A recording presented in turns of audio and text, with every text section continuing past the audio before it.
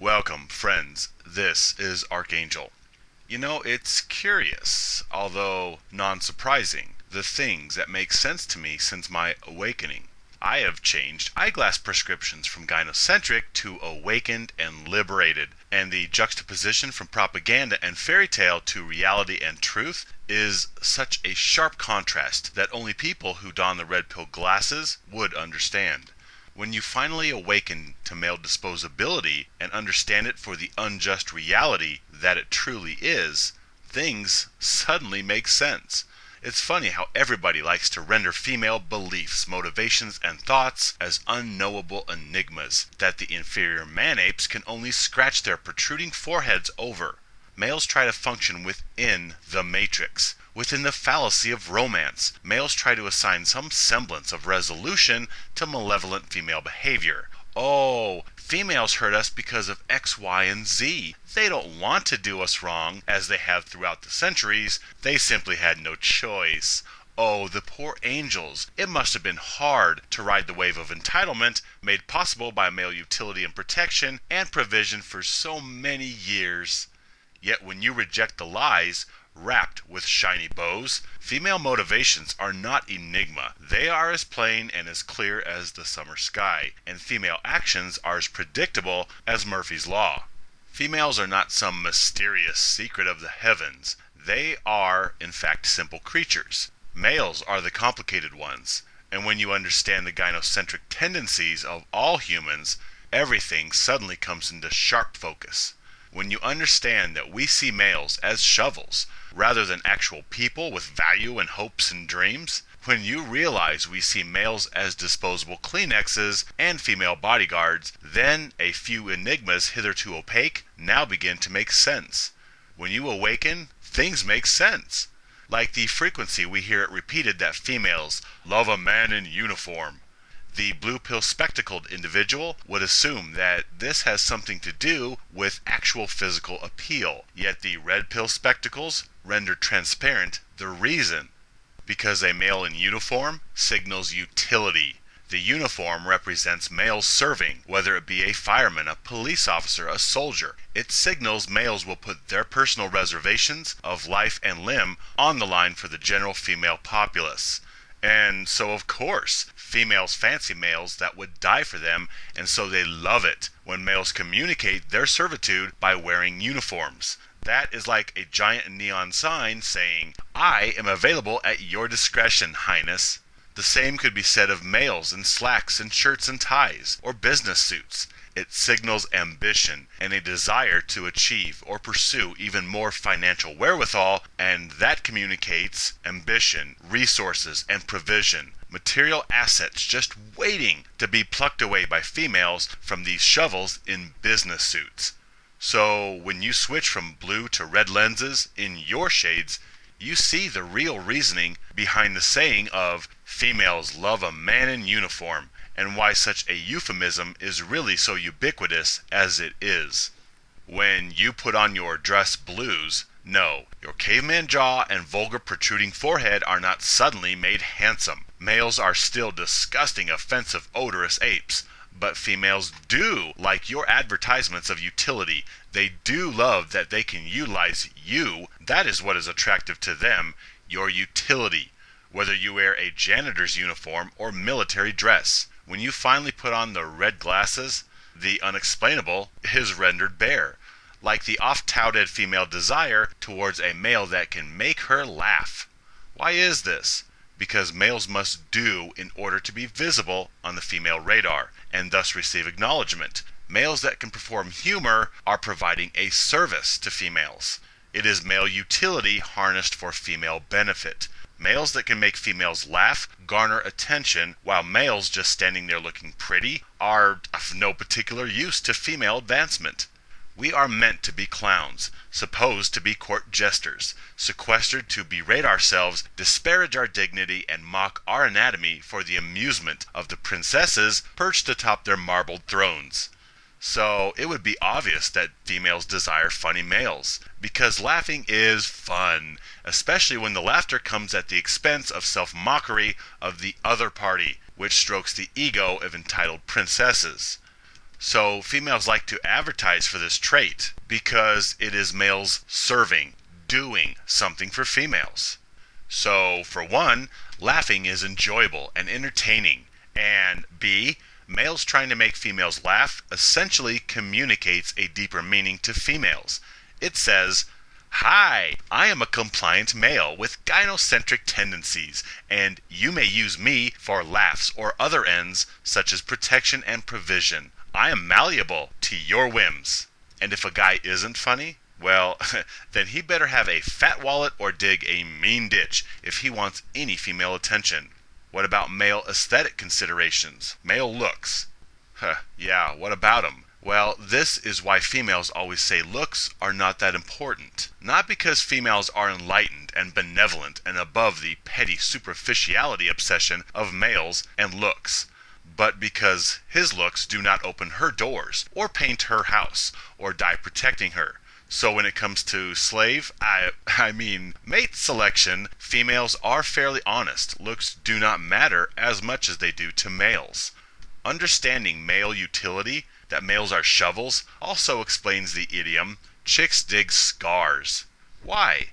Well, again, it signals movement, action, utility. It says he does things, he takes chances, and has spirit to carry on after injury. And thus chances are he will be productive and make an adequate provider. It isn't really that females become physically aroused and moist between the legs at the deformed scar tissue covering the former injury. Rather, the scar is a signal that he is active, makes decisions, takes chances, and keeps on going after getting burned. Isn't this why females defer to so-called alpha males? Because they take charge and do? They get out, assert, and accomplish. They do, which is half of what females want from males. Labor, which leads to provision. Scars also address the other required concession females demand of males: protection. Scars suggest that males are familiar with injury, and it conjures images of males in battle, locked in chivalrous protection of the female herd. Scars hint that males will place themselves in harm's way to protect the tender, fragile, and incidentally, superior womanfolk. Scars are like scratched paint or the dented fender of an old work truck, which are proud badges, brandings of servitude. Also, we like our work trucks to be eyesores, with a few dents and dings, so they will have less opportunity of infidelity. And the more scratches or dents and dings that males have, the less curb appeal they have, which females hope translates into less opportunity of male philandering. You're my shovel. I don't want you serving any other female. Thus, the less attractive, the better, within tolerance, of course. Males as utilities, males being shovels, also explains our obsession with male appearance. Why are people so obsessed with male appearance? Why do we shame males into flannel and baggy swim trunks? Why are people so crazy obsessed with male hair length? Why are males discouraged from cosmetic expression and compelled into monotony and plainness of appearance? Meanwhile, females get to modify and misrepresent their physical structure with artificial color and all manner of augmentation. We need to break male spirit to no greater ambition than simple conformity, and we need to market them as the shovels that they are. Moreover, we need to know, with a quick glance, who is a shovel and who is a goddess, in the event that we need an emergency sidewalk sweep, or we are planning triage and lifeboat seating arrangements. Conformity of male appearance is similar to males in uniform. It signals male acquiescence to instruction, which signals utility. We require easily identifiable worker drones, whereas females are allowed to be walking kaleidoscopes of color, which also differentiates them as non-disposables. We want our shovels to look like shovels. Are you going to dress up a broom or pretty up a rake? Heck no, but you would definitely bestow adornments upon statues of Venus. We shame, even force males into assuming plain, aesthetic appearance. That way, they can be easily identified by citizenry young and old alike as male, and thus as tools to be utilized when needed. Moreover, when males conform to appearance standards, that also demonstrates their ability to follow instructions and do as they are commanded. We like shovels that do as they are told with no lip. I've always wondered why males, especially elder males, have had such obsessive conniptions over male hair length. When I was younger, I failed to understand the crazy, froth-at-the-mouth fervor mature males expressed regarding the hair length or sagging pants of junior males, or the earrings or piercings or tattoos, or any other non-approved aesthetic liberties. Why are guys the first to point out any other males whose hair length has surpassed a half an inch in length? I think it is a matter of misery loves company. Hey, I'm a utility, and you are too. Now look like one. Why was there such a fervor over hippies? The slave males of gynocentric agenda were jealous of the freedom exhibited by the younger generation males, and so tried to shame them into servitude right along with all the other slaves whose spirit and free will has been broken by the vaginisty. No fair. I'm a tool, and easily identified as such, with my shirt tucked into my trousers and my crew cut. But you're a tool also. So get a haircut, a real job, and grow up. That's right. Sign your life away to an entitled female and a dozen hungry mouths. Then feed the tax machine like the rest of us plain, boring shovels. Utility, males being shovels, also explains my trepidation around females. I've always had this knee-jerk reaction to females who act nice or happy to see me. You know, it's a curious thing I've noticed intermittently during my life. I experienced this just the other night, as I was leaving work and a female who I rarely engage made a point to say, "Bye," as I was trying to slip out the door, and my only thought as I walked to the car was, I wonder what she wants. I've always had this uneasy feeling regarding females who engage me off the clock. Off the clock meaning waitresses, tellers, sales ladies, or customer service ranks are paid to be artificially nice and cheery to everyone, including males. Yet when a female attempts artificial pleasantries off the clock, then my hackles raise, and I find myself playing mental jeopardy, trying to ascertain what exactly they want from me. They want something. Money, attention, a grocery carrier, what? When I was a white knight, a mangina, I totally disabled this protective response and twisted its warnings into positive omens. Oh, she's being fake nice because it means she likes me. She wants me. Oh, she cannot live without me. It wasn't ego. It was wishful thinking on my part. Most males still do this. They interpret female fakeness as an invitation to solicit affection, rather than a warning to back away, retreat from the smiling black widow. As I began to awaken to the reality of male devaluation and disposability, I paid more attention to this internal warning system. Then, as I finally wrapped my head around male utility and expendability, it clicked. Males are utilities to be capitalized upon by females.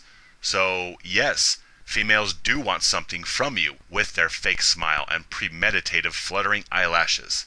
Females are not simply bright and cheery to males because they care about brightening your day with a genuine smile or a heartfelt compliment, but rather she desires something from you, the shovel, even if it is merely ego-boosting attention in the form of gratuitous flirtation. I'm sorry to be the one to break this to you, gentlemen, but learn this well. When females are nice to males, there are ulterior motives. Because otherwise, she'd have nothing to do with this gaggle of disgusting, deviant murderers and rapists. Sweet, cheery faces simply conceal true intentions of gimme, gimme, gimme, gimme, you nasty, hairy, sweating, grunting baboon. So this odd reaction to female pleasantries was my internal warning system chiming in response to hostile insincerity, much like the cheeseball sensor goes off in the presence of pickup lines. I think males have this trepidation around females whether they are aware of it or not, and this is in place for good reason. Because males are abused utilities, subjugated in this world to give and give again, then give some more, and when you're done with that, how about you get off your lazy ass and give some more, like a real man? Considering a male's role as societal utility, there really is only one question males can ask themselves about a friendly female in close proximity. What does she want? How much money does she need? Does she need her lawn mowed or her car fixed? Maybe she wants protection. Maybe she wants to be told how hot and desirable she is. Maybe she wants ego stroking, or she has some heavy lifting she needs done. Furniture doesn't move itself. Perhaps she's hungry or wants me to throw my coat over a threatening puddle. Perhaps there is a door that needs opening, or she has an emergency with a stubborn lid on a jelly jar. Maybe she needs a cell phone upgrade or would like me to spare her the consequences when she mouths off to the wrong person. Utility also explains another urge some males get, which is the urge to back away when a female starts getting too close to their person or their emotions. If males would pay attention, this proximity warning is quite advantageous, and they can learn to trust the warning bells that signal predation. Males can sense danger in the form of a leech trying to siphon money, provision, and protection from them. We slander males as immature and reluctant to commit because they are driven by their promiscuous natures and succumb to their natural tendencies to simply be walking dildos, too juvenile to settle down to their rightful place as disposable shovels. The males can't commit theme is simply a shaming tactic to compel males to grow up and embrace female servitude. Males get this instinctual urge to back away from rapidly advancing females as a defense mechanism, warning of impending utility usurpation. I get annoyed when females enter my personal space, and I blatantly back away from them. To their confusion, they assume that I should be tickled as a tornado in a trailer park that a female would even grace me with her magnificence in such close proximity to my disgusting knuckle-dragging self. Females push commitments with males not because they love you or value you as a unique snowflake that they will dedicate their devotion to, but rather they are assessing options. Okay, either he will man up and acquiesce to ultimatums, thus pledging his utility, service, labor, and protection to me, or I need to move on and find somebody who will. And this is exactly what happens. Either the male folds under duress or she moves on. You've seen it a million times. Marry me or get lost. If it was true love and she couldn't breathe without him, how does she find it fathomable to eventually dump her beloved soulmate in favor of some other dude who will agree to sign documents of incorporation? I have always observed this facet of male intuition, the tendency to back away from females advancing into physical or lifestyle proximity. You know what I'm talking about. You go out on a couple dates and she's talking exclusivity and getting a car together. Most males have bound and gagged this warning system, much like they have transmuted their survival instincts into placing themselves in harm's way for female welfare. But then society needs males to commit to female privilege and maintenance. We enact a female chain of custody so that a male is always supporting a female, whether it be the male that fathered her or the male that takes over for the father via marriage or the male-funded state that picks up the slack in between husbands or boyfriends. The asking of a man to have his daughter's hand in marriage is simply a ceremony of stewardship, a changing of the guards as one steward steps down and a new meal ticket steps up. And in the absence of individual males, the state is the steward of female interests and will carry females and not allow them to go homeless or without provision as they do males. It makes sense that the state encourages male commitment, because if individual males do not carry females via marriage, that's more strain on the government and its resources, meaning less male tax dollars to be squandered by the elite players of the largest alpha on the block, the government. We want males to commit, and commit as quickly as possible to any female. Doesn't matter. Take your pick. Find a female, ejaculate inside her, then support, protect, and provide. Don't think, just do. And once you're legally incorporated with the female, you are stuck carrying dead weight long past the dissolution of the incorporation via female enriching entitlements of divorce and property division, alimony, child support, etc. And the state orders these provisions so the individual male has to continue carrying the female. Hence, that particular female will require less assistance from the government checkbook, because remember, the government and individual males are opponents competing for female attention and approval. We exist in this society where females and the state encourage hasty commitment of male financial stewardship to females, and females invading male space or moving too fast is a symptom of this agenda. So females walking right up and getting 4 inches from your face, confident her feminine wiles or charm or pheromones will work their magic on you, is day 1. Day 2, she is calling you her boyfriend and talking apartments and pets. Day 3 is basically planning this seating at the wedding reception. However, males have the beauty of a warning system that signals infiltration of threat, which is this urge to back away from females that leverage themselves into our space and lives. It's ironic that males get saddled with slander of philanderers and champions of promiscuity, while we paint females as beacons of fidelity and loyalty. This is outright lie, propagandized diversion away from reality. Females are hypergamous by nature. This means females use males as stepping stones upward. They will grace a male with their presence until such time as a better gravy train comes along. There is no monogamy or loyalty to any single divine, heavenly authored soulmate. No, female loyalty extends to themselves and getting ahead upon the backs of the doormats that provide, protect, and maintain their elevated entitlements as individual vessels of the divine feminine. Females are not monogamous but rather romantic opportunists by nature, peddling fantasies of love to attain their ambitions of material sustenance and mortal protection. Yet, like every other unsightly truism of female programming, we take the dirty laundry of the divine goddess sex and project it onto the shovels. Truth is, females are polyamorous. When they push commitment, it is commitment of resource, and your total commitment to provide said resource. Females do not want a male's heart or tender feelings. It's about money, labor, and protection. Females can move super fast and be ultra seductive to secure this arrangement of provision, and males have a warning sensor in the form of ambiguous apprehension when females try to get too close and insert themselves into your business. Pay attention to this. Male utility also explains males and the historic stoicism thrust upon them. When males infantilize females, this necessarily calls into fruition male disposability, because when you take responsibility for survival out of the hands of half the species, then the other half must pick up the slack and care for, provide for, and protect these delicate flower petals. When you exist in a culture of male disposability, where male life is worth less than female life, you elevate female life to the status of worship, and thus you get males who compete for the attention from these infantilized superior goddesses, hoping that one of these feminine deities will vaginally accept a particular male's genetic legacy. When males compete for female attention and approval, cunning is an asset, emotion is a liability.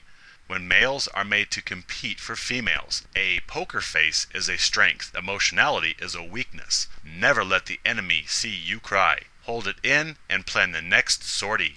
Hence, male utility explains why males have been made to be emotional trash compactors that swallow pain and hurt and compact it somewhere, anywhere. We don't care, just stuff it away and deal with it on your own time. Okay.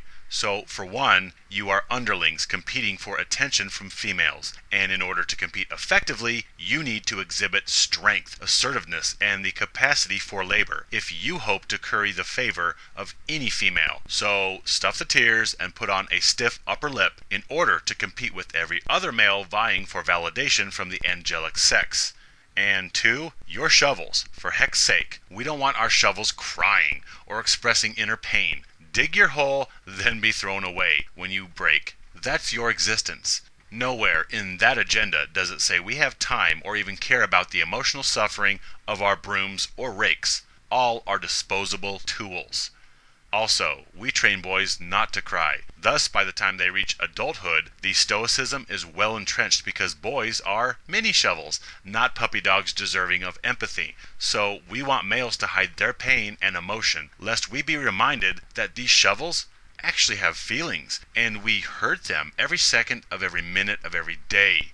Realizing males have tender feelings and our gynocentrism hurts them might trigger a kind of uncomfortable response within people towards these rakes and brooms. Compassion. And if we afford males compassion, this can only lead to affording them rights, which will reduce female entitlement. And then who's going to dig the ditches?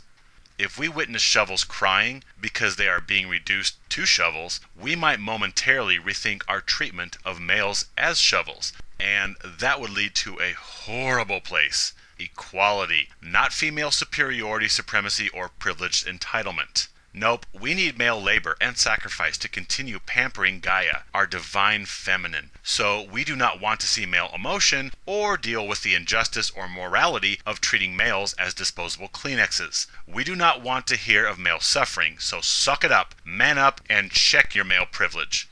Do you have a Y chromosome? Then yeah, you're an expendable tool. Boo freaking who. Get over it, Nancy boy. Think of the poor, destitute women folk. After all, there might be a female somewhere right now on the verge of tears because she can't get cell reception. Think of her pain and suffering. Male utility, males as shovels, also explains odd couple pairings. Why you see a superficially attractive female with a seemingly ugly male. Then again, all males are ugly, aesthetic killjoys compared to females. We're all Shreks and ogres and gargoyles that stink and have pitiful little noodles between our legs that run our life, right?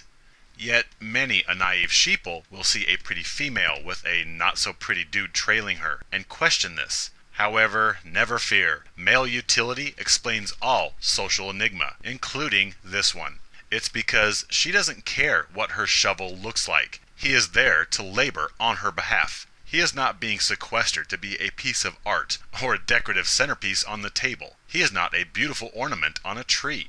Nope, he's the scratched and dented rake. Males are the old rusty pliers and the feces-encrusted plungers. Males are practicalities to female needs, not decorative decor. If females wanted to look at anything pretty, they would look at other females. Perhaps this is a significant causal factor behind the phenomena that nearly every other female seems to be bisexual or has bisexual sympathies nowadays. Females look to females for aesthetic sexual excitation, and they look to males to snake the clogged pipes. Ugly males are there to do for females, and making a girl's loins moist does not pay the bills or fix the car or move the furniture or fix the leak in the roof. Females simply assess a particular male's portfolio, and looks play no part in this consideration. What he has and what he has the potential to affect, that is what decides if he is worth her time. Does he match her set price? The market value she is placed upon giving her attention? So either he is a shovel or he is an ATM to pay other shovels to come and dig the pool for her. Either way, he is a utility of some sort, and utilities' looks really do not matter one iota. Only the work they dole out to feminine kind carries any value at all. In light of this, inevitably some very unsightly males are going to be chosen by females because of their superior material means, not their looks. And males do understand this on some level, which is why many males concentrate more on monetary enrichment rather than looks as a female wooing strategy. Males know female nature, and this knowledge is demonstrated by males themselves who understand that money attracts women much more effectively than big muscles or band boy looks. Money is the ultimate utility. Male utility, males as shovels, also explains cosmetics. I mean, why did they become commonplace to the point where they are a staple of standard female appearance? Well, that's easy, silly monkey. We decorate our deities, not the peasants who worship them. Because males are utilities of the disposable kind, because male life is worth less than female life, because females are infantilized and propped up upon the blood and sacrifice of males beneath their feet. Thus, males clamor and compete for female approval, and females simply sit back and choose whoever tickles their fancy. Yet even though we have elevated females to goddess status, we do not want to be reminded of their mortal flaws. So cosmetic painting of one's face or person with artificial color is a way to worship the feminine through petroleum-based finger paints. Moreover, it is a way to hide genetic weakness, like thin lips or uneven, imperfect skin surface or tone. Females have simply to attract male utility, and they want to look as unique and appealing as possible to solicit the most abundant and productive examples of those grunting male baboons. Thus, the better, more goddess-like you advertise yourself as, the more and better quality choices of well-provisioned males will clamor for your approval, which translates into pampered life of comfort and ease.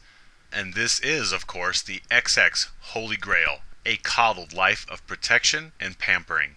So it is no surprise that modifying female appearance is a multi-billion-dollar industry. Cosmetics, heels, bras, everything from fake hair to nails to lashes. Females have one task in life: to try and attract a meal ticket.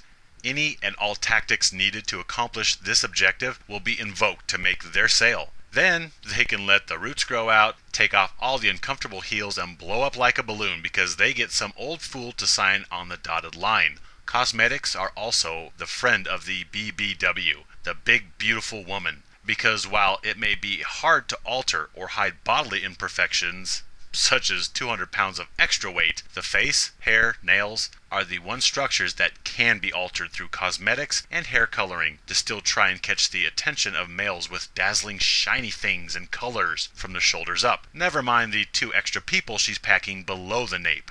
Cosmetics make logical sense when you understand males as disposable Kleenexes. When you understand that females have one and only one task in life: to attract the utility of males. Anything that improves or hastens this along? Well, yeah, duh. That's why CoverGirl and L'Oreal have grown into billion-dollar industries, by hiding female flaws and camouflaging female imperfections, and improving chances of females attracting male attention. Male utility, males as shovels, also explains why tall females don't go for short males, shorter than themselves. Hypergamy asserts that they move up, not only provisionally, but physically as well. Females want to move up to bigger, taller, more muscular, physically imposing males, not regress into a shorter, softer, lesser litter runt. Females want a respect-commanding T-Rex that can do for them more than they can accomplish alone. What good is a male who is less physically capable than they are themselves? Since females view males as utilities, they want a large, physically capable male to mow the lawn and move the furniture without her assistance. Males with decreased stature are deemed as limited in terms of physical capacity for labor. Also, in the eyes of the gynocentric collective, a female with a stature-challenged male indicates weakness, a deficiency on her part because she couldn't attract a bigger, stronger male and she had to settle for a small, soft beta chump. This is shameful in the eyes of the vaginisty, since regression runs counter to hypergamy. Large, tall females desire the same privilege as every other female: knights to protect and pamper them. They don't want to have to protect their smaller shovel. Females demand labor and protection, but they do not want to have to reciprocate this under any circumstances. And mingling with shorter, smaller males increases the likelihood that one day the taller female may be called upon to assist him. Female reciprocation of utility is unacceptable. That's why tall females have demands, including her date needs to be 3, 4, 5 inches taller so she can wear heels and still feel protected, like he can tame the elements for her. Funny, she can modify her height with heels, but he better not misrepresent his height in any way. Male utility also explains why females blatantly deny farting or defecating or any unpleasant, odorous bodily functions, because they depend on their aesthetic appeal to attract utility from males, and repugnant bodily odors and functionings are usually not in keeping with the sexual appeal they try to exude in order to compel male servitude. Moreover, because we have elevated females to angelic goddess status, well, of course, goddesses don't stink or fart or poop, nor do they have halitosis or boogers or belly button lint. They are omnipotent beings. Obviously, they don't have lower monkey functions. Males, on the other hand, we tolerate, even expect them to fart and burp and poop on the side of the road. They are mindless shovels, after all. Fine, whatever. Burp, fart, all you guys want. Just bring home your paycheck and then patch the roof. Got it? Male utility also explains why there is such an overzealous focus on male behavior, as it coincides with calendar years. Shovels should act in a certain fashion at a certain age. Huh? Well, quite simply, shovels should act in a certain fashion at a certain age. Come on, Johnny, you are 5 years old. Time to give up your blankie and take care of your mother and sisters. You're 7 now, Cameron. You should be opening doors for all females and carrying old ladies' groceries out to their cars for them. You are 15, Damien. Time to put away the skateboard and action figures and plan your future. How are you going to earn money to support females? Jaden, you're 18. Time to cut the hair, toss the Xbox, and be ready to die for your country. You're 25, Jensen. Time to assume your responsibilities, aka embrace your societal value as a discardable shovel. You're 35, you're 45, you're 55, you're 65, and you are male. No, you cannot do what you want. No more rap, no more clubs, no fast cars. Are you kidding? No, you can't do what you want or enjoy. You will shut up, content yourself with carrying a gynocentric society and popping ibuprofen into your double scotch like candy in order to cope with the ever-increasing demands placed upon your shoveling services. We do not want males to develop the notion of self-determined male free will. So we will program guys with certain stages of utility at certain ages. You are a tool, and the sooner you relinquish ambitions of personal enjoyment, the better off you'll be to produce and die for everyone else. Male utility also explains the court systems, through presumption of motherhood, which instill benevolence and purity of intention upon females as requisite traits of the gender at large. Courts presume females as honest and incapable of treachery. Thus, in order to justify male disposability, we need to defame and paint males as defective, dysfunctional, and in a word, evil. So when a male commits a crime, he is simply conceding his nature. When a female commits a crime, it's an anomaly with unfair, extenuating circumstances that made her do it. She was the victim of male influence somewhere along the line, and thus the female offender needs help, not punishment. Unlike the male offender who needs severe reprimand because he is criminalistic by nature. So courts enforce female entitlement and infantilization while upholding male disposability. You think a male could cut off a wife's boob and chuck it out the car window while fleeing and then be found not guilty? You think a father could kill his kids and simply walk?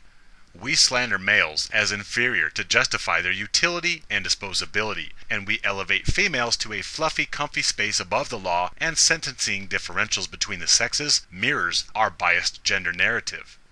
Male utility, males as shovels, also explains Western males' ubiquitous obsession with sports. I have mentioned this before, but it bears repeating. Sports is the approval venue for emasculated, devalued males to vent any excess energy or creativity they have not exhausted on carrying a gynocentric society. The vaginisty sees sports as a necessary evil to direct the frustrations of males so they will continue to produce and labor come Monday morning after the weekend's games are all history.